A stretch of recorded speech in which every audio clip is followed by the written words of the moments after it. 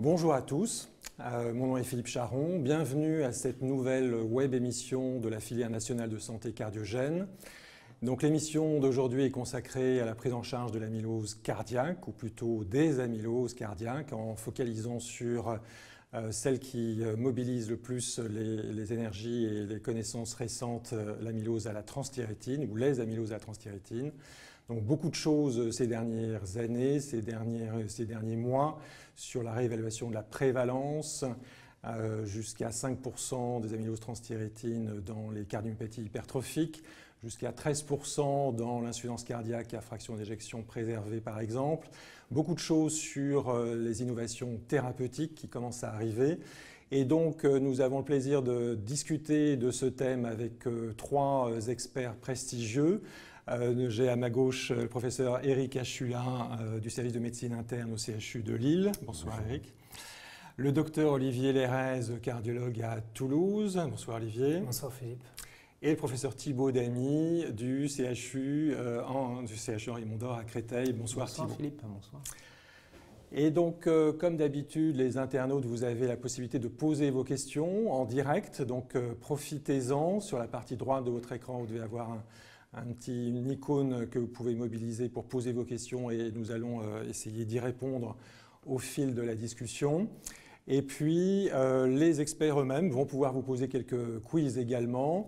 Et pour vous familiariser, on va commencer par une première question un peu générale qui arrive. Donc, sur la droite, vous cliquez sur l'icône. Et donc, la question là est relativement simple. C'est quelle est votre spécialité? Donc, je vous laisse cocher la bonne réponse pour qu'on ait en même temps un petit aperçu. Donc voilà, eh bien, on va pouvoir rentrer d'emblée dans le vif du sujet. Et donc on voit le résultat, donc différentes spécialités qui sont là. Donc ça c'est bien, c'est ce qu'on souhaite obtenir aussi. Et donc sans plus attendre, on va commencer avec la première partie qui est quand est-ce qu'il faut y penser. Et donc le professeur Éric Achula va nous parler de cette première approche. Merci beaucoup Philippe d'avoir invité ce soir, non pas le coordonnateur de la filière des maladies auto-immunes, auto-inflammatoires, mais l'interniste. Parce que l'interniste est au cœur du sujet, au cœur du diagnostic. Et c'est lui qui va vous guider, vous aider à penser au bon diagnostic d'amylose devant une cardiopathie infiltrative. On va commencer par cette petite question. Je suis une femme de 45 ans que vous suivez pour une cardiopathie infiltrative. Tous les signes suivants, sauf un, peut vous faire évoquer la possibilité ou doit vous faire évoquer la possibilité d'une amylose à transthyrétine. Donc chacun des symptômes suivants ou des signes suivants est évocateur sauf un. Il faut trouver lequel n'est pas évocateur. Est-ce que c'est la notion de neuropathie chez une des sœurs? Est-ce que c'est la notion d'une pupille en timbre poste? La notion d'une macroglossie? La notion d'une hypersudation? Laquelle de ces propositions ne doit pas vous faire évoquer l'amylose à transthyrétine? Vous avez 15 secondes.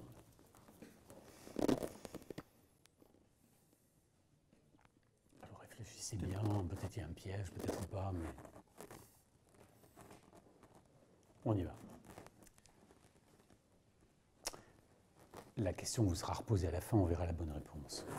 Ce qu'il faut retenir dans la démarche du diagnostic des amyloses, c'est lorsque vous pensez au diagnostic, il y a plusieurs types d'amylose. L'amylose à transthyrétine, comme vous le voyez sur ce camembert, ne constitue qu'environ 20%. Un patient sur 5 a une amylose à transthyrétine, la moitié héréditaire, la moitié dite sénile, ou plutôt sauvage, c'est le terme qu'on emploie actuellement. Mais les plus fréquentes sont les amyloses à L, et vous les connaissez peut-être un peu mieux. Et le chevauchement avec la filière des maladies auto-immunes, ce sont les amyloses A. 10% des patients qui ont des amyloses, parfois avec localisation cardiaque, même si elle est peut-être un peu plus rare que dans les autres formes, sont des amyloses liées aux maladies inflammatoires. Il y a un constituant commun à toutes ces amyloses, c'est la protéine SAP. Et puis ensuite, ce qui va déterminer le type de l'amylose et le type de protéine impliquée, ce soir, c'est la transthyrétine ou préalbumine. Le problème de cette maladie, c'est qu'il y a une errance diagnostique du fait de la diversité des symptômes et du caractère quelquefois futile ou fréquent des symptômes d'une maladie rare. Le délai moyen au diagnostic est de 3 années, parce que c'est une maladie qui est mal connue, parce que les signes cliniques sont hétérogènes et parce que les symptômes sont non spécifiques, la dyspnée pour l'atteinte cardiaque.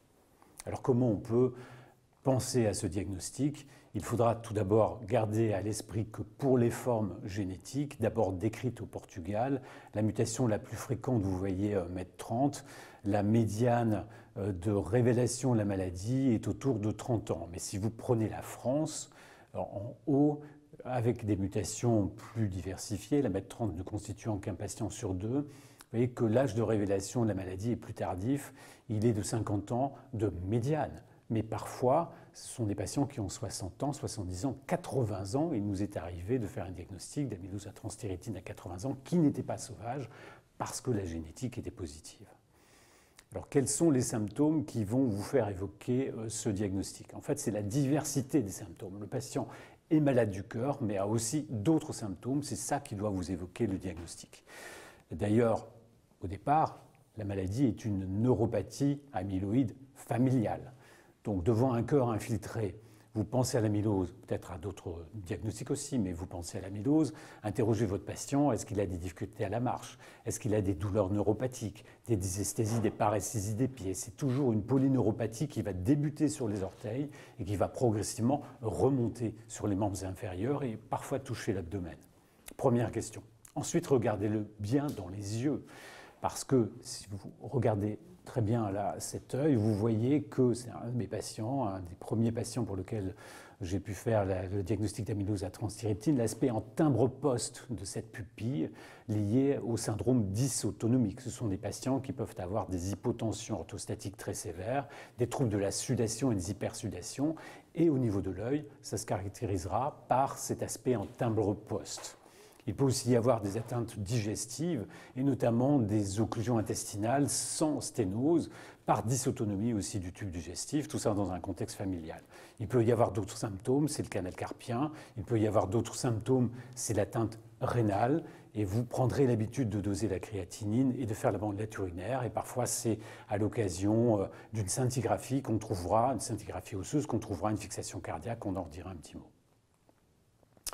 Il est intéressant de comparer les amyloses à transthyrétine sauvages parce que le phénotype est assez ressemblant aux formes génétiques des formes AL. Il y a des choses qui les différencient l'une de l'autre. J'ai entouré ce qui était significatif, vous le voyez, particulièrement le canal carpien qui est plus fréquent dans les amyloses à transthyrétine comparativement aux formes AL, et l'atteinte rénale, la protéinurie qui est fréquente dans les deux, mais qui, vous allez le voir, et on le voit là, est habituellement plus faible à moins de 1 g dans les amyloses à transthyrétine. Si c'est à 3 g, ce n'est pas une amylose à transthyrétine.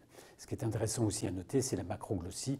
Habituellement, jamais, bien qu'en médecine, il n'y ait jamais toujours, mais s'il y a une macroglossie, c'est une AL jusqu'à preuve du contraire.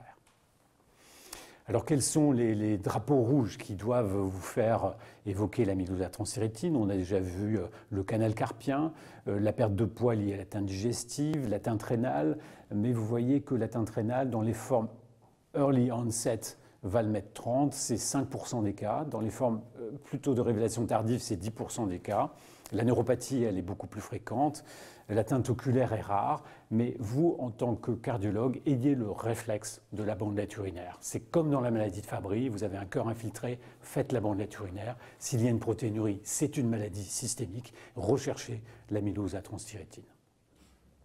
Parfois, donc, vous découvrez ou vous êtes mis sur la piste devant une scintigraphie osseuse qui vous fait découvrir une fixation myocardique, on en dira un petit mot. Est-ce qu'il faut en penser? Est-ce que ça peut suffire à faire le diagnostic? À mon sens, non, en tant qu'interniste. Le diagnostic d'amylose, c'est d'abord un diagnostic histologique.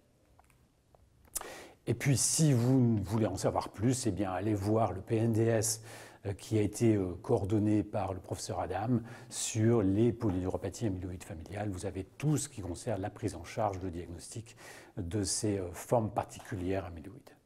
Et on revient donc au QCM initial et à vos réponses que nous attendons avec impatience pour apporter quelques commentaires.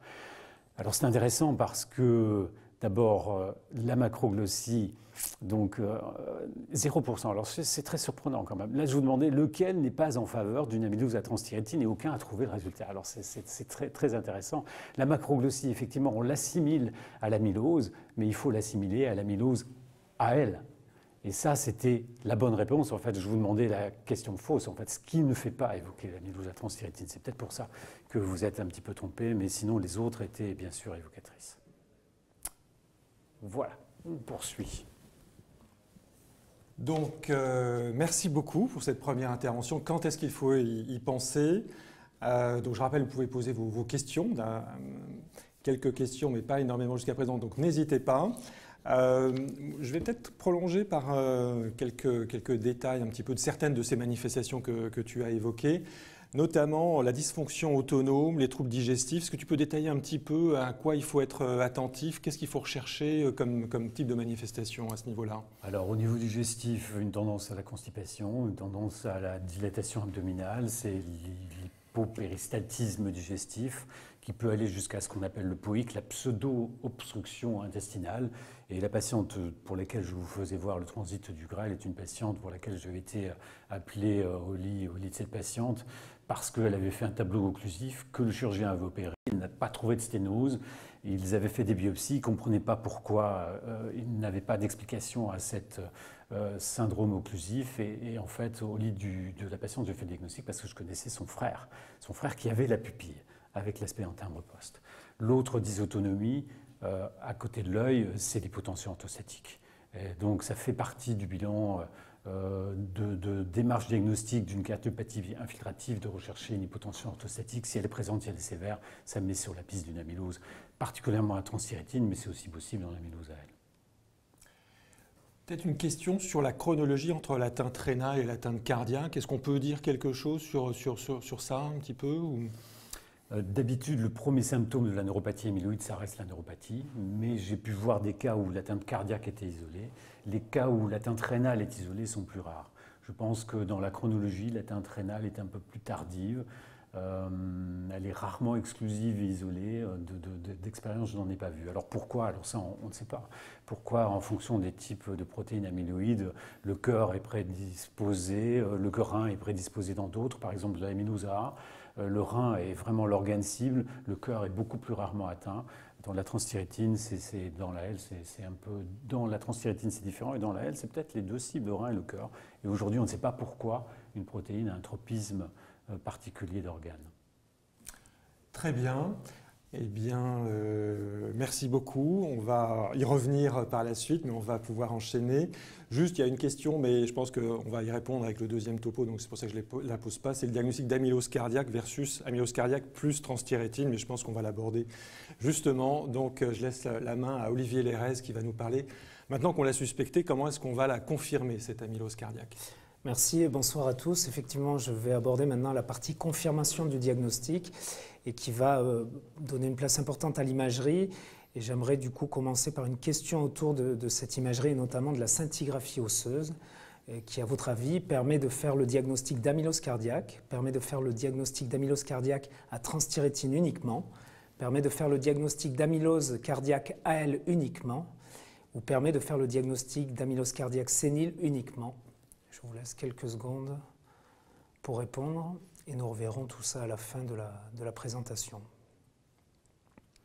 Alors après, les éléments cliniques qui viennent d'être présentés, généralement, on va s'orienter vers des investigations paracliniques cardiologiques et au premier rang desquelles figurent l'électrocardiogramme et l'échocardiographie, un signe tout à fait classique dans l'amylose, quelle qu'elle soit, et qui va poursuivre la suspicion clinique, et l'aspect en microvoltage qui contraste en fait avec l'hypertrophie ventriculaire gauche constatée sur les examens d'imagerie, où théoriquement l'hypertrophie du cardiomyocyte donne une hypertrophie électrique sur l'électrocardiogramme, et ici l'infiltration du myocarde va venir étouffer cette activité électrique et donner cet aspect de microvoltage qui est classique mais qui n'est pas systématique.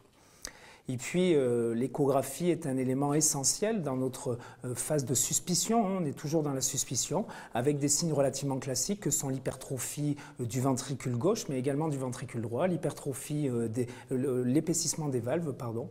Et puis quelque chose de maintenant bien connu et tout à fait classique, qui est l'altération du strain, c'est-à-dire de la déformation qui prédomine à la base du ventricule et qui donne cet aspect sur cette image paramétrique en cocarde avec un strain, une déformation apicale qui est conservée et un strain basal altéré, donc ici tout à fait évocateur d'amylose.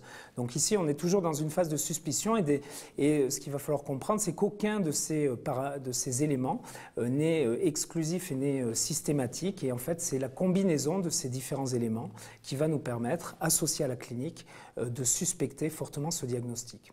Alors dans ces cas-là, on a tendance à s'orienter vers l'IRM et c'est pour ça que j'ai mis un point d'interrogation parce que la question est de savoir si cet examen doit être systématique. Je ne le pense pas, mais cet examen peut aider à confirmer le diagnostic sur un aspect morphologique qui sera superposable globalement à ce que rapporte l'échographie, sur le rehaussement tardif et sur maintenant des nouvelles séquences que sont le TM mapping qui permet notamment de mesurer le volume extracellulaire qui va être augmenté dans l'amylose cardiaque. Et un élément qui me semble important à souligner ici, c'est ce travail récent qui montre que, vous le voyez sur la gauche, l'hypertrophie n'est pas forcément symétrique et on peut avoir une hypertrophie asymétrique qui, dans cette série en tout cas, était même majoritaire chez ces patients. Et puis de façon intéressante, 3% des patients n'avaient même pas d'hypertrophie. Ce qu'il faut savoir, c'est que les données du rehaussement tardif sont très bien corrélées au dépôt de fibres amyloïdes au niveau de ce myocarde et ça va donner lieu à toute une sémiologie assez riche qu'il serait difficile de systématiser mais qui correspond à l'infiltration de ce myocarde par les dépôts d'amylose. Mais finalement, ce qui va venir définitivement confirmer le diagnostic, et on en a déjà parlé juste avant, ça va être l'histologie qui va permettre d'affirmer les dépôts en coloration en rouge Congo avec un aspect, une biréfringence en lumière polarisée et qui va permettre également de faire le typage de cette amylose, donc qui est un examen essentiel. La problématique, c'est que chez nos patients qui ont des amyloses à transthyrétine sauvage, l'atteinte souvent focalisée au cœur rend difficile une approche histologique. Et il est vrai que depuis les années 2000, la scintigraphie osseuse nous aide beaucoup dans cet algorithme diagnostique, puisque ce travail Princeps, on va dire, bien que l'examen ait été décrit dès les années 70, ce travail qui valide la technique montre que ce sont de façon majoritaire les amyloses à transthyrétine qui vont voir le traceur osseux fixé au niveau myocardique alors qu'on ne le retrouvera pas dans les autres amyloses. Mais j'insiste sur le fait que dans l'amylose AL, au centre ici, on voit qu'il y a dans quelques cas une fixation du radiotraceur osseux au niveau myocardique. Alors cette sémiologie, elle est relativement simple, ça donne une gradation en 3 scores ou grades, un score 0, absence de fixation, un score 1 ou grade 1, fixation modérée inférieure à la fixation osseuse, score 2, fixation au moins aussi intense que la fixation osseuse avec une petite atténuation du squelette osseux, et puis score 3, une fixation intense, une franche atténuation du squelette osseux et un rehaussement, une fixation des tissus mous qui reflète le caractère systémique de cette pathologie. Alors, ce qu'il faut retenir, si on prend cette série italienne, c'est que si vous avez en bas les scores, et je vous ai mis en rouge les amyloses AL, on s'aperçoit qu'effectivement, dans la majorité des cas, les AL ne vont pas fixer, mais on peut avoir des scores 1. Et ce qui est important à retenir, c'est qu'on peut aussi avoir de temps en temps des scores 2, et même si ce n'est pas décrit ici, pourquoi pas des scores 3. Et dans ces cas-là, il serait important d'éliminer une gammapathie monoclonale par la réalisation d'une immunofixation sérique et urinaire et un dosage des chaînes légères libres sériques de façon à éliminer une gammapathie monoclonale. Et tout ça a donné lieu à un consensus d'experts, à un algorithme diagnostique qui est aujourd'hui largement utilisé, avec, à mon avis, 2 points essentiels. La réalisation de cette scintigraphie osseuse comme critère d'imagerie qui va permettre de nous aider dans le diagnostic de cette amylose, mais surtout à retenir, éliminer une gammapathie monoclonale comme on vient de le voir. Et dans ce cas, en présence d'une scintigraphie avec un grade 2 ou 3 et en l'absence de gammapathie monoclonale, eh bien, dans ce cas et seulement dans ce cas, on pourra faire le diagnostic d'amylose cardiaque à transthyrétine. Alors, la problématique, c'est que la gammapathie monoclonale, elle est relativement fréquente dans la population générale. Elle va être particulièrement fréquente, en tout cas, elle va être un peu plus fréquente chez les hommes et chez les sujets vieillissants, puisqu'on peut voir ici qu'après 80 ans, eh bien, 8% des hommes sont porteurs d'une gammapathie monoclonale qui ne permettra pas, dans ce cas-là, de faire la différence entre une forme à transthyrétine et une amylose AL. Et dans ces cas-là, il faudra avoir recours à la biopsie. Et la problématique est que si on s'intéresse aux formes à transthyrétine sauvage, la dernière ligne de ce tableau, eh bien la rentabilité est relativement faible puisque seulement 15% seront positifs, ce qui reflète le caractère un peu focalisé au niveau du cœur de cette forme sauvage, alors que dans les formes mutées, avec une atteinte peut-être plus systémique, la rentabilité sera meilleure. Et dans ces cas-là, eh bien on aura, pourquoi pas, on devra aller jusqu'à la biopsie myocardique pour faire le diagnostic de l'amylose cardiaque à transthyrétine et surtout pour typer cette amylose. Enfin, une fois le diagnostic d'amylose cardiaque à transthyrétine réalisé, eh bien, ce sera le génotypage et seulement le génotypage qui permettra de faire la différence entre une forme sauvage, dite sénile, et la forme mutée héréditaire. Je vous propose maintenant de revoir notre question initiale et de voir vos réponses. Donc c'est assez intéressant, effectivement. Alors comme le soulignait Thibaut tout à l'heure, c'est la réponse A qu'il fallait sélectionner. Elle permet de faire le diagnostic d'amylose cardiaque en cas de positivité. Mais comme on l'a vu, la positivité ne permet pas de faire le diagnostic d'amylose à transthyrétine si on n'a pas éliminé une gammapathie monoclonale. Et c'est peut-être un message important. On a beaucoup communiqué sur la scintigraphie, mais il est essentiel d'éliminer une gammapathie monoclonale de façon à ne pas faire un faux diagnostic avec une amylose cardiaque à elle. Très bien, merci beaucoup Olivier. Alors, il y a des questions qui se posent sur un peu la valeur de chacun de ces examens principaux, sur l'IRM, mais aussi sur la scintigraphie. Un peu même question, sensibilité, spécificité, l'IRM sur l'aspect de rehaussement tardif, l'aspect de T1, que ce soit le volume extracellulaire ou le temps de relaxation qui est augmenté. Est-ce qu'on peut avoir quand même des amyloses cardiaques sans rehaussement tardif évocateur? Qu'est-ce qu'on peut dire là-dessus sur l'IRM? Oui, alors la problématique, c'est que les études, à chaque fois pour le prouver, il faut faire une biopsie myocardique. Mais si on regarde toutes les études qui ont été faites avec biopsie myocardique, c'est 3% d'atteinte cardiaque sans rehaussement tardif. Et on a des formes, notamment dans les formes AL, mais j'imagine qu'on peut aussi les voir avec les formes TTR. Le problème, c'est qu'on les voit plus tardivement. On a des formes débutantes où on n'a pas de rehaussement tardif ni d'hypertrophie, comme on l'a vu.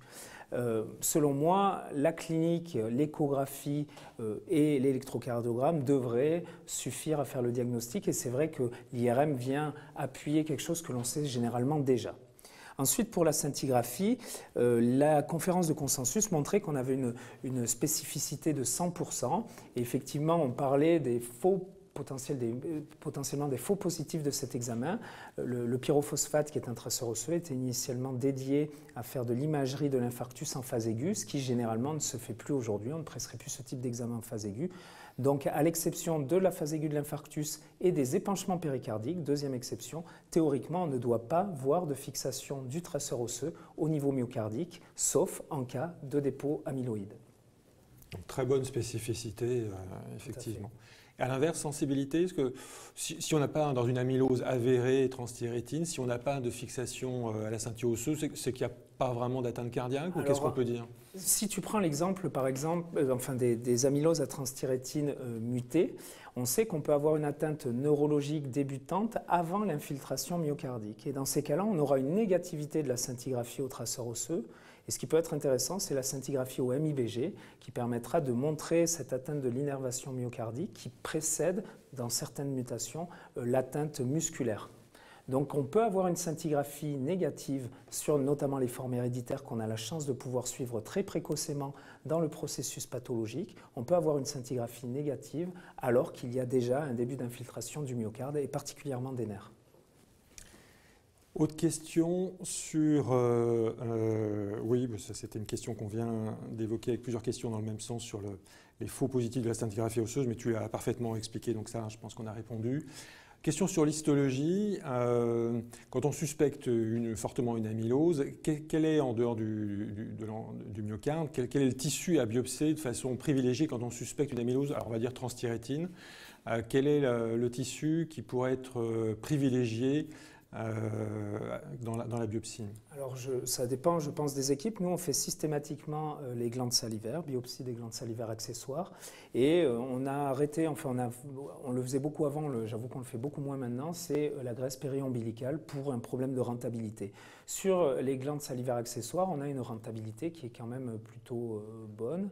Et après, nous, on va, dès qu'il y a un doute persistant, on va jusqu'au myocarde. C'est-à-dire qu'on a augmenté notre volume de biopsie myocardique. Ensuite, dans les formes AL où on a des atteintes systémiques, s'il y a une atteinte rénale, on a nous, une équipe de néphrologues qui pratique assez facilement la biopsie rénale avec une très bonne rentabilité. Et dans la forme AL, bien sûr. Très bien, je crois qu'on a évoqué pas mal de choses. Donc là, on voit que l'algorithme a bien changé au point que l'histologie a quasiment disparu. Alors il y a les tenants qui sont très attachés à garder la preuve histologique et on ne peut pas leur en vouloir de vouloir avoir une preuve histologique. Mais c'est vrai que de plus en plus, on peut être amené à faire le diagnostic sans l'histologie. Qu'est-ce qu'il faut en penser? Alors, Enfin, on pourra en discuter, mais effectivement, j'ai mis l'histologie avant de mettre l'algorithme diagnostique qui intègre la scintigraphie, parce que le dogme et la loi dans l'amylose, c'est de faire la preuve histologique des dépôts. Le fait est qu'aujourd'hui, on fait à peu près 1 à 2 diagnostics par semaine d'amylose à transthyrétine sauvage avec des atteintes quasi exclusivement focalisées au niveau du myocarde. Et dans ces cas-là, ça veut dire que chez ces patients, il faut aller, souvent des patients fragiles, aller faire des biopsies myocardiques. On a aujourd'hui un consensus d'experts sur la base de plus de 1200 patients qui nous montrent la spécificité de cet examen. Il me semble qu'en l'absence d'autres atteintes et sur un tableau relativement homogène, eh bien, on peut se fier à cet examen scintigraphique, mais peut-être que c'est quelque chose qu'il faut qu'on discute. Oui, on va demander à Eric ce qu'il en pense. Oui, je pense, en tant qu'interniste, je dis souvent que le diagnostic d'amylose, c'est comme le cancer. Il faut une preuve histologique et ensuite on discute. Il faut une preuve histologique et une preuve aussi immunohistochimique.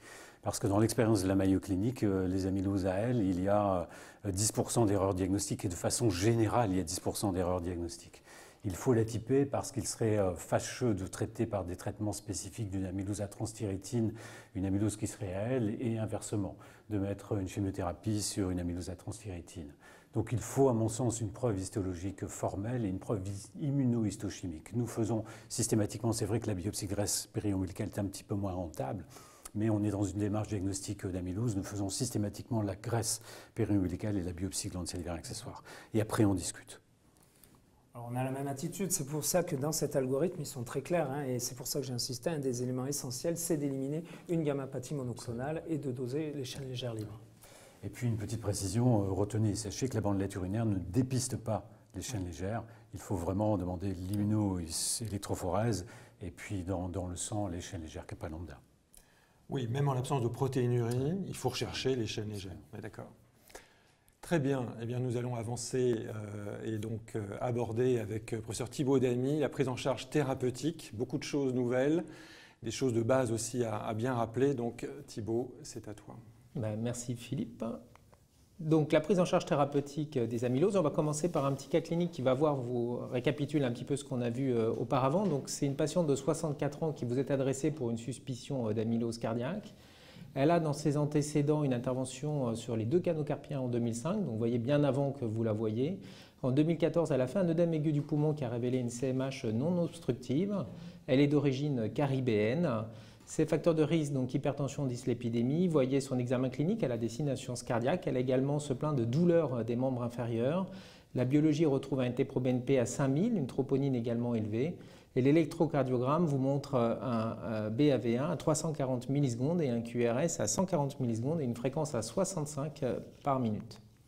Alors, le bilan a révélé, comme vous l'a montré Olivier, une cardiomyopathie hypertrophique, vous voyez, avec une altération du strain apical, un profil restrictif. L'IRM retrouve un rehaussement, un T1 mapping augmenté à 1400. Vous voyez que sa fraction d'éjection est à 40%, mais avec un strain qui est à moins 12.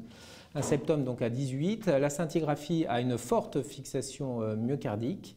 Le bilan pour rechercher les chaînes légères, l'électrophorèse est normale comme bien souvent dans les amyloses à L d'ailleurs.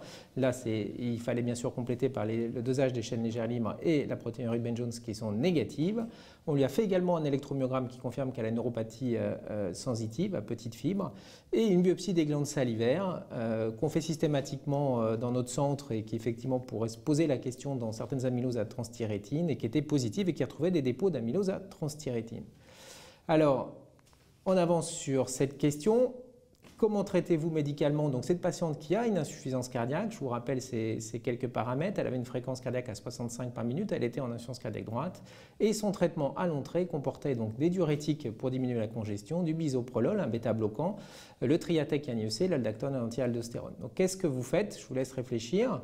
Vous avez vu, elle a des signes d'insuffisance cardiaque, elle n'a pas la dose maximale de bêta-bloquant, est-ce que vous augmentez le bisoprolol? Elle n'a pas la dose maximale de Triatec pour une patiente en insuffisance cardiaque, est-ce que vous l'augmentez? Est-ce que vous arrêtez le bisoprolol parce qu'elle n'est pas très loin de l'objectif de 65 ou pour d'autres raisons qu'on verra après? Ou est-ce que finalement vous pouvez ou pas introduire un autre médicament pour la ralentir qui n'a pas d'action sur la tension artérielle qui est l'ivabradine? Donc je pense que vous avez eu le temps de faire votre choix. Alors, On va avancer donc sur les traitements. Donc sur les traitements, bah oui, comment on traite ces patients? Donc la physiopathologie des amyloses est vraiment très particulière par rapport aux autres cardiomyopathies. Et les amyloses répondent à cette équation que vous connaissez sûrement en tant que cardiologue, mais il n'y a pas que des cardiologues qui nous écoutent, c'est que le débit cardiaque, donc la quantité de sang qui est éjectée à chaque contraction cardiaque, est égale à par minute est égale à la fréquence cardiaque fois le volume d'éjection éjecté à chaque contraction cardiaque. Voilà. Et donc on calcule ça en litres par minute. Le problème des amyloses, c'est que, comme vous pouvez le voir sur cette coupe d'un de nos patients, la cavité cardiaque a totalement disparu et donc le volume d'éjection systolique, le volume dans lequel, qui peut remplir le myocarde et éjecter, va considérablement diminuer chez ces patients et donc tout le débit cardiaque va dépendre uniquement de la fréquence cardiaque. Alors l'autre souci, c'est que cette infiltration myocardique va bientôt toucher le myocarde, mais comme Olivier l'a précisé, également les nerfs, et les patients vont développer ce qu'on appelle une insuffisance chronotrope, c'est qu'ils vont se ralentir au fur et à mesure de la maladie et baisser leur fréquence cardiaque. Donc vous comprenez là où je veux en venir sur votre réponse précédente, c'est que plus on va ralentir ces patients, ce qui est normalement indiqué dans l'insuffisance cardiaque, plus on va les aggraver. Et vous avez ici à droite un algorithme qui vous démontre la conséquence immédiate sur des modèles faits sur de l'imagerie, la conséquence immédiate sur le débit cardiaque de la diminution de la fréquence cardiaque. Alors, qu'est-ce qu'on peut faire autre comme traitement management cardiologique? Eh bien, il y a la prévention de la thrombose. Les amyloses sont des patients donc, qui se thrombosent beaucoup et qui ont des thrombus donc, de manière importante, notamment qui sont reliés directement à la sévérité de la cardiopathie. Vous avez une première étude en 91 qui montrait qu'il y avait 27% des patients qui avaient des thrombus intracardiaques et une nouvelle étude en IRM avec une cohorte un petit peu plus large et avec plus d'amylose à transthyrétine dedans qui montre que 6,2% des patients ont des thrombus, que c'est quand même majoritairement des patients qui sont en FA et ça c'est très intéressant parce que la fibrillation atriale va dégrader ces patients donc on a souvent tendance à leur faire des chocs électriques mais il faut absolument vérifier qu'il n'y ait pas de caillots avant de les choquer, combien même ils soient anticoagulés puisque tous les patients ici de la cohorte du dernier papier étaient anticoagulés et ils avaient des thrombus. Voilà. Donc la prévalence est à peu près de 4% dans les AL en rythme sinusal et 1% dans les TTR. Donc il y a des thrombus. Donc qu'est-ce qu'on peut recommander tout en sachant que ce sont des recommandations d'experts mais qu'il n'y a pas encore de conférence de consensus international. On va bientôt y arriver. Et vous voyez, c'est chat stop. Alors les cardiologues connaissent bien ça. C'est prévenir les troubles de la conduction qui sont fréquents chez ces patients du fait de l'infiltration des faisceaux électriques, maintenir la fréquence cardiaque élevée, anticoaguler les patients en pensant bien à la balance bénéfice-risque. Si le patient a des hypotension orthostatique, une neuropathie sévère, il ne faut pas qu'il tombe, donc il faut calculer vraiment ce risque. Les diurétiques adaptés en fonction du niveau de congestion et pouvoir faire varier les diurétiques en fonction de ce niveau de congestion.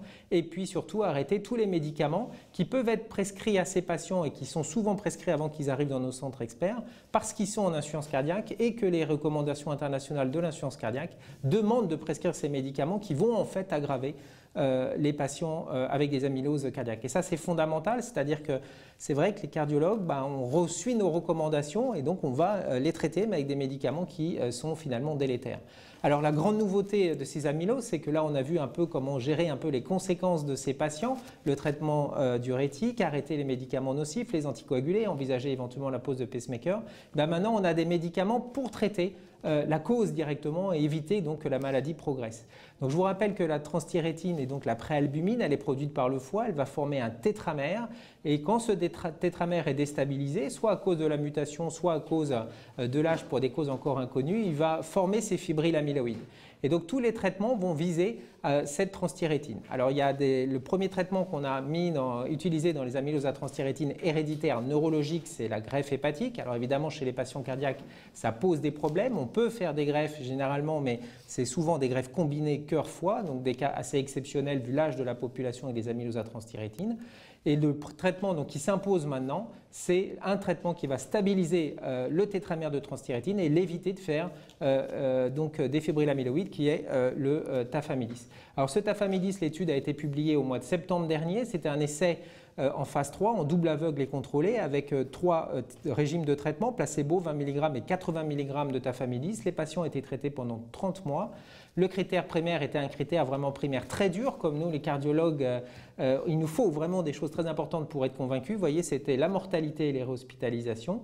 Critères secondaires sur test de marche et qualité de vie. Et les critères d'inclusion, c'était des amyloses cardiaques, avec des signes d'insuffisance cardiaque, un cœur épais à plus de 12 mm et des dépôts tissulaires qui devaient avoir une preuve histologique à l'époque. Le résultat sur le critère primaire est très net. Il y a une diminution de la mortalité. Vous voyez le P à 0,006. Si on présente ça sur une analyse sur laquelle on a plus l'habitude en tant que cardiologue, vous voyez, le tafamidis a diminué la mortalité en risque relatif de 30%. Donc là, on avait une maladie où il n'y avait aucun traitement. Vous pouvez voir malheureusement quand même que c'est une maladie qui est quand même assez sévère, puisqu'à 30 mois dans le groupe placebo, 60% seulement des patients sont survivants. Mais là, vous voyez que le tafamidis, à partir de 18 mois, les courbes vont s'inverser et va donc améliorer considérablement la survie de ces patients dans une maladie où il n'y avait jusque-là aucun traitement.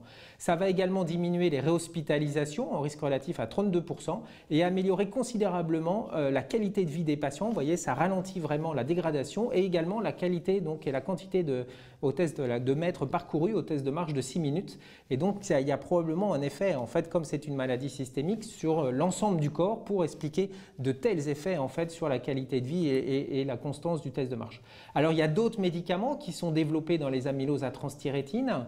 Là, c'est plus sur les amyloses neurologiques, mais héréditaires, où on peut avoir des chevauchements avec des patients qui ont des amyloses à transthyrétine héréditaires avec des formes cardiologiques et neurologiques. Ces traitements, pour l'instant, ne sont prescrivables uniquement par les neurologues. Dans les amyloses neurologiques héréditaires, c'est l'inotercène et le patisiran qui démontrent en fait un ralentissement et voire même pour le patisiran une amélioration de la neuropathie et des effets cardiaques, mais qui sont pour l'instant exclusivement exploratoires. Donc là, je vais vous montrer une de ces molécules. Elles sont à peu près équivalentes. Il y a des effets secondaires, etc. Mais c'est vraiment des avancées. On attend les effets cardiaques de ces molécules pour espérer avoir des effets aussi impressionnants que ce qu'on voit dans la neuropathie. Vous voyez, le patisiran est indiqué donc dans les amyloses neurologiques héréditaires.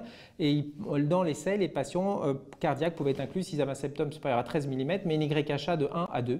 Et il y a donc 225 patients qui avaient été inclus dans cette étude patisiran. Et on remercie le laboratoire Anilam d'organiser ce web-conférence qui nous permet de vous décrire tout ça. Donc, vous voyez là sur les échelles neurologiques, qui étaient les échelles, le critère primaire dans cette étude. Hein. Vous voyez, c'est vraiment une étude neurologique. Vous voyez, les courbes s'inversent. Alors, c'est des choses dont on n'a pas l'habitude. L'échelle de Nice, qui est un score global de la neuropathie. Donc, vous voyez, il n'y a pas d'événement sur le critère primaire. Ce n'est pas comme l'essai cardiologique, mais on voit pour la première fois une amélioration de la neuropathie chez ces patients et c'est vraiment à souligner et aussi une amélioration du score de qualité de vie. Alors il y a des données qui sont intéressantes sur le strain, sur l'épaisseur septale du myocarde avec des régressions et une amélioration de l'un et de l'autre. Alors on attend les essais bien sûr sur les formes cardiaques, c'était des données exploratoires mais c'est extrêmement encourageant, on espère que ça va pouvoir avancer.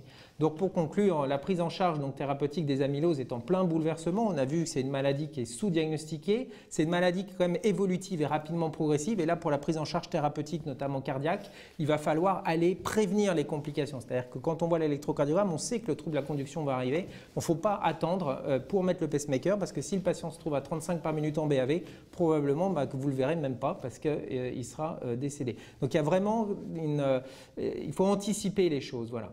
Et prévenir les complications, c'est important, en évaluant bien sûr les bénéfices et les risques, notamment pour les anticoagulants. Il y a beaucoup d'études maintenant qui doivent être faites, les cohortes sont en train de se monter, on commence à mieux comprendre. Et puis les traitements spécifiques, on en a un, ça y est, le tafamidis, et puis il y en a d'autres qui vont arriver, j'espère. Et on pourra, j'espère, utiliser, nous les cardiologues, les médicaments qu'utilisent les neurologues. Bien sûr, il faut qu'ils démontrent leur effet sur le cœur. Et nous, les cardiologues, il faut diminuer la mortalité, ce qui est quand même, voilà. Mais leur processus physiopathologique est intéressant. Alors, je vous propose d'analyser la réponse à vos questions. Alors, voilà, donc 6% augmente le bisoprolol. Donc, je pense que vous avez compris pourquoi il ne faut pas le faire, en fait, hein, puisque c'est un médicament qui est délétère dans les amyloses cardiaques, notamment chez cette patiente, hein, qui avait une amylose quand même assez sévère. L'augmenter le Triatec, en fait, le Triatec a effectivement démontré un intérêt dans l'insuffisance cardiaque, mais c'est dans un autre type d'insuffisance cardiaque, donc on ne sait pas s'il sert à grand-chose dans l'amylose, pour être honnête avec vous. Et là, on ne vous a pas décrit si cette dame avait une dysautonomie, mais elle en avait une, mais c'est vrai que, vous voyez, si vous augmentez son Triatec et qu'elle ne tient pas debout, on peut courir à la catastrophe, donc il faut faire attention. Et le pronostic, tenir les patients debout, ça peut être un gage majeur pour éviter des complications comme des fractures, ou, etc., ou même des traumatismes cérébraux qui peuvent être vraiment gênants, bien sûr, pour la prise en charge de ces patients. Et la bonne réponse était donc j'arrête le bisoprolol. Donc, vous voyez, on arrête les médicaments qui sont recommandés dans l'insuffisance cardiaque, mais l'amylose est une forme d'insuffisance cardiaque particulière et ces médicaments, il ne faut pas les administrer. Merci beaucoup Thibaut, donc beaucoup de questions, de points. si on revient un instant sur les bêta-bloquants, donc il n'y a plus de place finalement pour les bêta-bloquants chez ces patients-là. Une question sur le sectral, la prévention de l'insuffisance cardiaque en général. Finalement, quelle est la place des bêta-bloquants? C'est bien sûr extrêmement dépendant de la sévérité de l'amylose. Donc il y a des très rares indications, notamment quand les patients sont très rapides et qu'on n'arrive pas à les, notamment dans les arythmies. Alors on utilise la cordarone pour les ralentir. Ça m'est arrivé exceptionnellement de mettre des bêta-bloquants. Quand ils présentent des formes obstructives, qui sont aussi rares, ça nous est arrivé de mettre des bêta-bloquants, mais la plupart du temps, on les arrête. Aussi bien dans les amyloses héréditaires neurologiques, où là, il peut y avoir des troubles de la conduction, une insuffisance chronotrope non négligeable. Et chez les patients donc avec des amyloses cardiaques et des CMH donc vraiment évolués, on les arrête systématiquement et souvent c'est assez intéressant parce qu'au bout de 15 jours, les patients sont transformés. Ils vont beaucoup mieux, ils font plus de malaise à l'effort, ce qu'on peut voir, ils n'ont plus d'insuffisance chronotrope ou du moins un peu moins d'insuffisance chronotrope à l'effort et on diminue le risque aussi de troubles de la conduction. Concernant le traitement cardiologique par anticoagulant, en dehors des patients qui sont déjà en arythmie par fibrillation auriculaire, est-ce qu'il y a des indications précoces d'anticoagulants? Comment est-ce qu'on gère les anticoagulants? Oui, alors ça, c'est un gros problème parce qu'évidemment, on n'a pas encore d'études. Hein, les cohortes sont en train de se monter pour répondre à ça. Il faudrait faire des essais randomisés, donc c'est extrêmement délicat. Donc je crois que l'imagerie a un intérêt, évidemment. Donc pour les patients en FA, il n'y a aucun doute, il faut les anticoaguler. Et vous voyez quand même la proportion de patients qui vont développer des caillots alors qu'ils sont en FA et correctement anticoagulés. C'est 7% de ces patients. Donc si vous les choquez, surtout une imagerie systématique. Et pour les patients en rythme sinusal, ça va dépendre en fait de la gravité de la cardiomyopathie. Alors nous, dans notre centre, je parle dans notre centre parce que tout le monde n'a pas encore la même idée. On va faire un consensus international. J'espère que les experts, on se mettra un peu d'accord. Nous, à partir du moment où le patient en rythme sinusal, qu'il a un profil restrictif, on pose l'indication de l'anticoagulation et on regarde après s'il n'y a pas de contre-indication dans tous les types d'amylose, hein, mais avec des formes cardiaques bien sûr. Forme AL, est-ce qu'ils ont un déficit de facteur 10? Est-ce qu'ils ont une forme systémique avec des atteintes vasculaires? Est-ce qu'ils ont éventuellement une amylose gastrique, etc. Donc on évalue le risque de saignement. Voilà. Et après, dans les autres indications, ça va être des patients qui vont faire des extrasystolies, ou etc. Voilà. Mais pour nous, le profil restrictif est déjà une indication et la gravité de l'insuffisance cardiaque justifie l'anticoagulation. Une question sur les troubles de conduction et les indications du pacemaker. Donc, est-ce qu'on utilise les indications un peu classiques de pacemaker ou est-ce qu'on les adapte dans cette pathologie? Là encore, on n'a pas de consensus d'experts, donc chacun a des visions un petit peu différentes en fonction du nombre de patients de la vue, des histoires. Hein. On s'enrichit vraiment par le nombre de patients qu'on a vus et qu'on a traités et qu'on a vu évoluer. Il faut bien comprendre que c'est une maladie qui est progressive et actuellement relativement progressive. Donc on a des nouveaux traitements, mais on ne sait pas à quelle vitesse ces patients vont agir en fait sur les tissus électriques. Donc quand on a un patient qui commence à avoir un BAV1, on va voir le BAV1 qui va s'élargir, s'élargir, s'élargir, et puis à un moment, il va couper en BAV3, il va se retrouver à 35 par minute. À 35 par minute, son pronostic vital est en jeu parce que quand vous avez une amylose sévère à 35 par minute, vous n'avez plus de débit cardiaque. Donc on va anticiper la pose de pacemaker dans notre centre en fonction donc du BAV1, des blocs de branches éventuellement, qui sont plus fréquents dans les TTR que dans les AL. Donc le BAV1 pour nous est une indication déjà à réfléchir à la mise en place d'un pacemaker. Les autres indications, c'est l'insuffisance chronotrope. Donc on va voir des patients qui sont très essoufflés, on peut voir ça dans les amyloses héréditaires neurologiques, très peu épaissis, où ils ont une scintille même normale, mais ils ont une neuropathie cardiaque neurologique. Et quand on va les faire pédaler, on voit la fréquence cardiaque, elle a 60-66 par minute, ils ne s'élèvent pas, ils sont extrêmement essoufflés, ils ont même des pressions de remplissage normales, NT-proBNP normale, etc. Et là, on va les appareiller pour pouvoir les asservir à l'effort et leur augmenter en fait leur fréquence cardiaque. Et puis quand les patients sont sévères, on les voit diminuer, donc ils ont cette insuffisance chronotrope à l'effort, mais ils ont aussi cette insuffisance chronotrope au repos, et alors que leur débit cardiaque devrait, pour avoir un débit cardiaque conservé, il devrait être à 80-90 par minute, hein, au vu de la sévérité de leur insuffisance cardiaque, ils sont à 50 par minute. Et là, en fait, en les stimulant, on va pouvoir accélérer leur fréquence cardiaque et les passer à 80-90 et on va adapter la stimulation de la fréquence cardiaque en fonction de la gravité.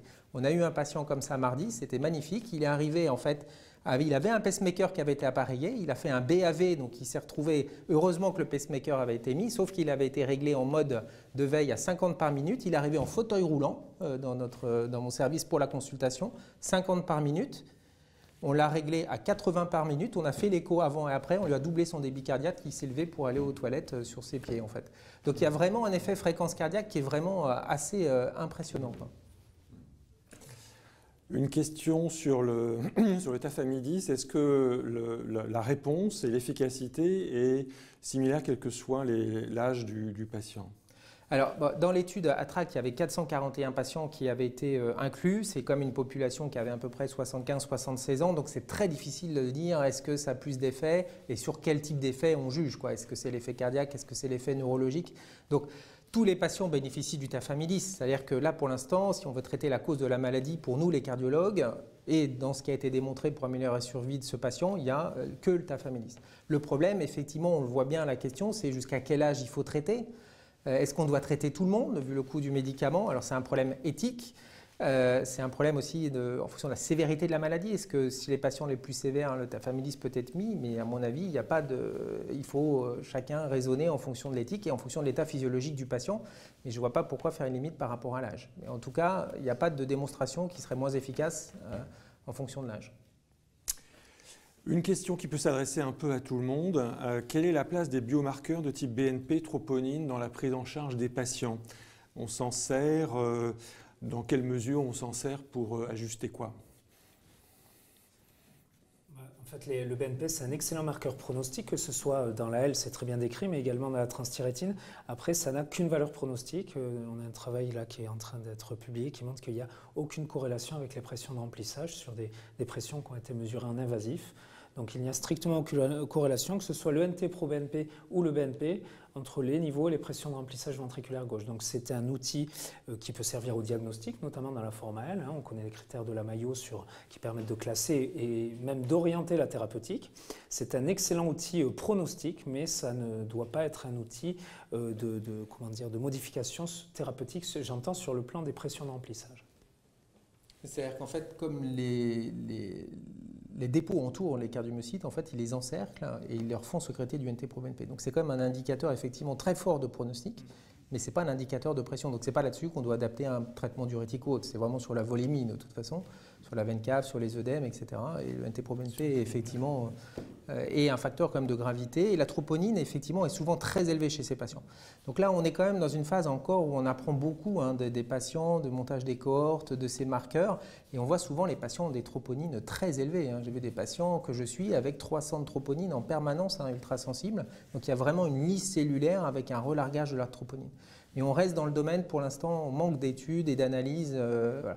Nous, on s'en sert vraiment pour le suivi. Alors dans l'amylose AL, c'est vraiment clé. C'est la régression de ces deux marqueurs qui va nous dire que la chimiothérapie marche, bien sûr, avec l'amélioration clinique.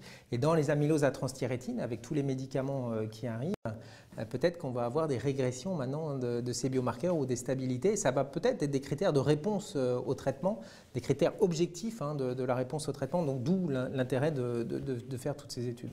Et s'il n'y a pas d'atteinte cardiaque, est-ce que ça peut être un outil de dépistage, c'est-à-dire l'échographie est normale, le patient a une neuropathie amyloïde, on peut faire la troponine et le NT-pro, ça peut guider vers... Dans les formes L, oui, on a pas mal de patients comme ça qui sont infra, on va dire, imagerie, j'ai envie de dire, sans hypertrophie franche, avec une troponine ascensionnée, un BNP ascensionné. C'est sur ces critères-là qu'on va souvent affirmer l'atteinte cardiaque. Oui, tout à fait. Alors on a fait un travail dans les amyloses héréditaires comme ça, plus neurologique, chez des sujets jeunes, et on voit que le seuil en fait, de NT-proBNP pour trouver des anomalies cardiaques et indiquer l'échographie, c'est 125 de NT-proBNP, ce qui est très très bas en fait, ce qui est très très bas, mais chez des sujets très jeunes. Donc le problème c'est que ces marqueurs ils varient en fonction de la fonction rénale, l'âge de la population, mais effectivement dans les amyloses héréditaires neurologiques, donc là plus sur le versant neurologique, à mon avis c'est intéressant pour les neurologues qui ont des patients à gérer, est-ce que je refais l'écho, pas l'écho, est-ce que... ces biomarqueurs ont un intérêt pour décider, ah oui, ok, on refait une écho, parce que le problème, c'est évidemment, ces patients, ils sont suivis heureusement très longtemps dans les amyloses neurologiques, mais on ne va pas leur faire les examens tous les ans, c'est pas licite. Deux questions sur la génétique et le test génétique. Une question, est-ce qu'il faut faire un test génétique à la recherche d'une mutation de la transthyrétine chez tous les patients qui ont une cardiomyopathie hypertrophique? Est-ce qu'il faut cibler? Est-ce qu'il faut rechercher ce gène-là? Et une deuxième question qui est, qu'est-ce qu'il faut penser de la mutation Valine 122, qui est quand même très fréquente, qui a une pénétrance faible, qui n'est pas associée à une surmortalité? Je lis la question, ce n'est pas orienté par moi. Et donc, est-ce qu'il faut chercher autre chose quand on la trouve ou pas? Donc, enfin, Alors, il y a plusieurs questions dans la. Je sais pas si. Voilà, peut-être sur la VAL122. Donc, la VAL122, c'est une mutation effectivement qui est fréquente chez les patients d'origine africaine, donc afro-caribéenne, en tout cas d'origine africaine. C'est 3,6% de la population africaine. Alors, en fait, quand le patient arrive et qu'il est essoufflé, avec le cœur hypertrophié et qu'il a cette mutation, là, quand même, c'est évidemment fortement associé à l'amylose. Dans les études, c'est des études où on a vu, donc c'est des sujets africains qui n'avaient pas de cœur hypertrophié, qui n'étaient pas essoufflés. Voilà. Et on a démontré sur des grandes cohortes qui étaient des cohortes associées aux facteurs de risque cardiovasculaire. Donc, vous voyez, on ne parle pas d'insuffisance cardiaque, on ne parle pas de cœur hypertrophié, mais ça a été quand même associé à un surcroît de survenue d'insuffisance cardiaque. Et encore une fois, c'est des maladies, vous avez cette mutation, mais vous allez développer la maladie à 75 ans. Donc ces cohortes de facteurs de risque se sont intéressées à des patients plutôt un peu plus jeunes. Donc c'est difficile de dire que ce n'est pas relié à la mortalité ou à la maladie, etc. Donc pour la VAL122, ça dépend effectivement du phénotype du patient et de la raison de sa consultation. Mais ce n'est pas parce qu'on a une VAL122, parce que c'est fréquent, qu'on ne va pas dire que c'est une amylose à transthyrétine. Voilà. Vous avez un patient qui est d'origine afro-caribéenne, qui a cette mutation et qui vient dans votre cabinet parce qu'il est essoufflé, il a le cœur épais. La première chose à suspecter, c'est l'amylose à transthyrétine héréditaire. Il faut faire également le dosage des chaînes légères, etc. parce que les sujets d'origine africaine font beaucoup plus de gammapathie que les sujets d'origine caucasienne. Et donc, on a encore un problème de sémantique pour être sûr que ce soit bien, de diagnostic pour être sûr que ce soit bien la bonne amylose qu'on va voir. Ça nous arrivait d'avoir des amyloses AL chez le sujet africain alors qu'il avait bien la mutation et qu'il était porteur de la mutation. Voilà. Et donc, après, c'est quels sont les examens qui vont le montrer. Et là, la scintigraphie osseuse va être particulièrement intéressante. L'histologie, voilà. Et donc, si la scintigraphie osseuse est positive avec une VAL122, il est fort à parier que ce soit une amylose héréditaire cardiaque avec cette mutation. Si elle est négative, il faut se poser, ça peut être un patient porteur, effectivement, de la mutation qui n'a pas encore développé la cardiomyopathie amyloïde. Test génétique TTR systématique ou pas dans une CMH? Pour la CMH, en tout cas nous dans notre centre, on a tendance à penser quand même que la clinique, l'électro et l'écho, théoriquement, doivent orienter le diagnostic. Et la forme sarcomérique n'a quand même pas tout à fait la même présentation que la transthyrétine. Ça, c'est la première chose. Donc nous, on a tendance à ne pas faire de la génétique systématiquement.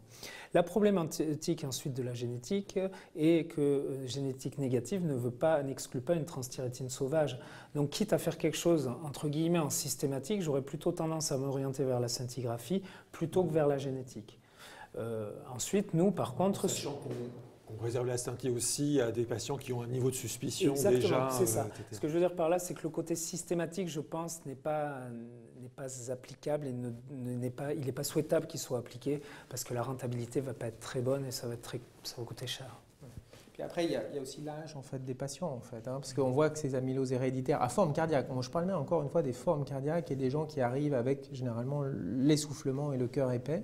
Donc, ils ont généralement plus de 50 ans. Voilà. C'est-à-dire que ceux qui ont des pistes, la moyenne d'âge est entre 65 et plus de 93 ans. Donc faire un test génétique TTR à un sujet jeune comme ça, sans autres arguments, ça n'a pas de sens. Il n'y a que des mutations qui ont été vues au Danemark ou en Roumanie où il y a des mutations plus précoces dans les formes cardiaques, je parle bien. On ne parle pas des formes neurologiques évidemment, où là les patients peuvent être beaucoup plus jeunes. Donc il y a vraiment quel est l'âge du patient, quel est son sexe aussi, puisque les amyloses séniles c'est plus souvent chez les hommes. Éliminer toujours l'amylose AL parce que c'est une urgence, donc effectivement bien prescrire les tests, ça c'est vraiment l'urgence. À la limite, avant même de réfléchir est-ce que c'est une transthyrétine ou pas, on lui fait tirer la langue et surtout on va faire les tests et ça je crois que c'est vraiment la priorité. C'est-à-dire que nous les cardiologues on ne savait pas prescrire ces tests, l'électrophorèse des protides, mais l'électrophorèse est souvent normale s'il n'y a que la chaîne légère, l'immunofixation, le dosage des chaînes libres et la protéine Ben Jones, c'est comme ça qu'on pourra sauver des vies. Et on se rend compte finalement que les amyloses AL cardiaques, il y en a beaucoup plus que ça et en fait il y a beaucoup de patients qui mouraient d'insuffisance cardiaque mais en fait qui avaient des amyloses AL et on voit vraiment depuis que maintenant on s'intéresse peut-être plus à ça, un nombre de patients dépistés avec des amyloses AL beaucoup plus important. Olivier ? En revanche, pour revenir sur la génétique, je pense qu'il faut faire la génétique systématiquement pour toutes les transthyrétines et l'âge en lui-même ne permet pas d'exclure une forme héréditaire. Et ça, c'est important, parce qu'on a des formes, nous, on en a à 80 ans, qui ont des formes héréditaires. Et donc, nous, on fait de la génétique systématiquement à la recherche d'une mutation sur toutes nos transthyrétines. Ça, c'est important, très important. La plus vieille chez nous avait 93 ans. On ne s'arrête pas au diagnostic d'amylose sauvage ou sénile probable, mais il faut vraiment aller au bout. C'est effectivement un point qu'on voit en pratique cardiologique. Maintenant, on voit pour les patients qui arrivent, souvent, on va faire la scintigraphie osseuse sans le dosage des chaînes. C'est positif, c'est une amylose à transthyrétine sénile. Voilà. Et manque de bol, 8% des amyloses AL fixes. Et si on n'a pas fait les chaînes légères, on peut passer à côté d'une urgence vitale. Et si on n'a pas fait le test génétique, on ne peut pas conclure. C'est une amylose à transthyrétine et sans test génétique, on ne sait pas. Voilà. Et puis il y a toute la famille derrière. Deux petites questions sur le tafamidis. Une sur un petit peu la rapidité de l'effet. C'est observé dans quel délai? Si on peut rappeler l'étude ATTRACT, l'effet est observé dans quel délai là? Alors, vous avez vu les courbes sur l'effet test de marche, qualité de vie, c'est dès 3-6 mois. Les courbes commencent déjà à se séparer. Mais sur les événements, effectivement, et sur la mortalité, il faut attendre 18 mois pour avoir un impact. Donc on voit bien quand même qu'il y a, un peu comme on voit dans l'amylose AL, l'effet de la chimiothérapie. Les chimiothérapies vont jouer sur les globules blancs qui produisent. Et là, on est exactement dans la même chose. Mais donc, on améliore la fonction cardiaque avec un médicament qui va empêcher, en fait, l'accumulation. Donc il y a probablement un système de nettoyage qui se met au niveau du cœur pour expliquer cet effet sur la mortalité, mais là le produit ne nettoie pas le cœur. C'est donc le système endogène qui reprend le dessus, comme ce qu'on voit sur l'amylose AL. On stabilise et ce qui explique probablement l'effet sur la mortalité qui apparaît après. Mais on voit quand même que dès 3 à 6 mois, on a une amélioration importante de test de marche qualité de vie, donc c'est assez rapide. Sans doute une dernière question. Est-ce qu'on peut toujours se procurer le tafamidis en pharmacie? Question posée, effectivement. L'actualité fait que le tafamidis était disponible depuis quelques mois. Ça semble plus compliqué actuellement. Est-ce que tu peux nous faire un tout petit point là-dessus? Alors c'est une très bonne question. Le tafamidis, on peut le prescrire depuis le 28 novembre par l'autorisation de la NSM et la HAS sous forme d'une RTU et on attendait la signature du décret de l'arrêté qui permettait donc à toutes les RTU qui sont en attente, il y en a une dizaine, du ministre pour effectivement officialiser le remboursement de ce traitement. Donc on est en discussion avec l'association des patients et le ministère pour trouver une issue puisque la ministre de la Santé ne souhaite pas publier cet arrêté de RTU pour des raisons sociaux, médico-économiques et donc on essaie de trouver une solution pour que les patients qui soient traités actuellement puissent être traités, que les patients qui sont en attente puissent être traités. Et il va y avoir dans quelques mois la mise en place d'une ATU, donc un autre processus de prescription qui va être mis en place. Donc on essaie de trouver avec le ministère qu'on a rencontré la semaine dernière, on attend la réponse aujourd'hui ou demain pour voir quelle est la solution pour que les patients puissent se procurer le tafamidis. Et le ministère était quand même très à l'écoute, a bien compris la gravité de la maladie, l'absence de traitement et est en train de chercher une solution pour que les patients continuent à avoir le traitement, puisque tout ce qui a été fait était quand même assez incroyable, puisque l'étude publiée au mois de septembre, vous voyez, la RTU au mois de novembre, alors on avait travaillé avec l'association des patients française contre l'amylose et la NSM pour que tout soit enclenché au plus tôt, une maladie sans traitement, etc. Après, il y a eu un petit couac, mais ils essayent vraiment de bonne volonté de rétablir la situation pour qu'il n'y ait pas d'arrêt de traitement et qu'on puisse continuer à mettre les patients sous traitement. C'est un médicament qui quand même sauve la vie des patients et qui les améliore. On ne peut pas l'arrêter et on ne peut pas arrêter de le prescrire. Donc voilà, j'espère avoir plus de réponses bientôt. À suivre, mais on a bon espoir quand même. Écoutez, merci beaucoup. Je crois qu'on va pouvoir en rester là. Je vais remercier nos 3 orateurs. Merci infiniment. Je remercie le laboratoire Nilam aussi d'avoir soutenu l'organisation de ce webinaire. Et je voudrais vous rappeler effectivement que vous avez un questionnaire de satisfaction que vous pouvez répondre. Nous, ça nous aide à améliorer encore les choses, donc n'hésitez pas à nous formuler vos souhaits ou remarques. Et puis, vous avez aussi la possibilité d'avoir une attestation en répondant à quelques QCM, qui ne sont pas bien méchantes, et donc d'avoir aussi ce document d'attestation, d'avoir suivi cette web émission. Donc voilà, je voudrais vous remercier tous et je vous dis à une autre web émission de la filière cardiogène très bientôt probablement. Bonne soirée à vous.